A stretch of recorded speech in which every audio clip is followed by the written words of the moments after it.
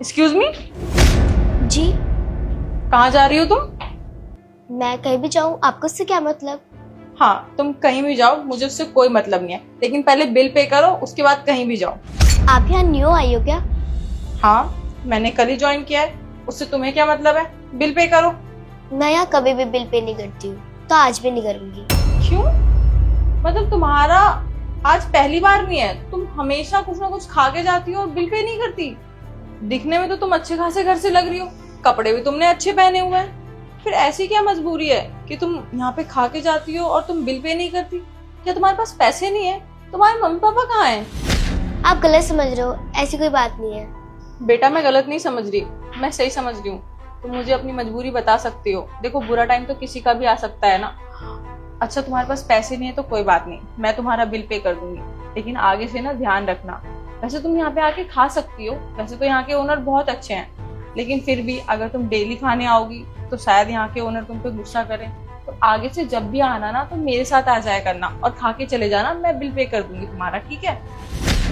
क्या हो गया? क्या चल रहा है यहाँ पे? वो देखो ना, ये बच्ची दिखने में तो अच्छी खासी घर से लग रही है, लेकिन इसके पास ना बिल पे करने के पैसे नहीं है।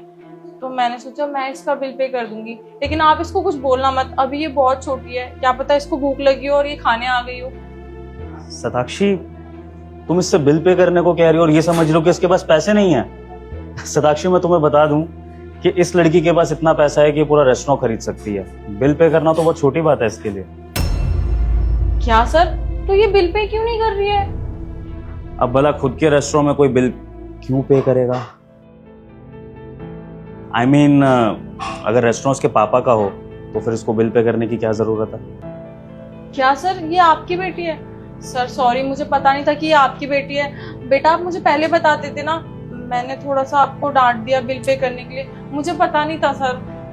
पापा, ये दीदी ना बहुत अच्छी है, इन्होंने मुझे गरीब समझा और ये खुद के पैसे से मेरा बिल भी पे करने वाली थी और इन्होंने मेरे साथ बदतमीजी भी नहीं की। पापा, अगर इनकी जगह कोई और होता तो वो मुझे डांटता ना, गरीब समझकर मुझे यहाँ से बाहर भी निकाल देता।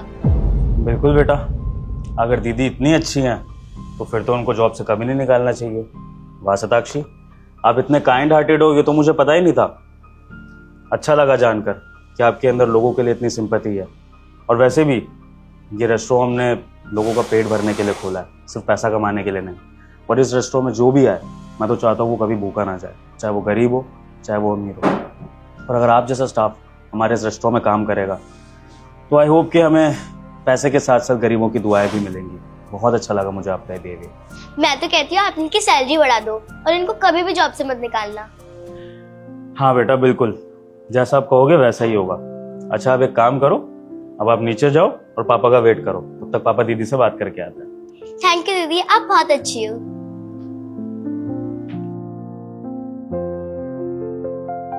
सॉरी सर, मुझे गलतफहमी हो गई थी। अगर मुझे पता होता कि वो आपकी बेटी है तो मैं उसे ऐसा नहीं बोलती।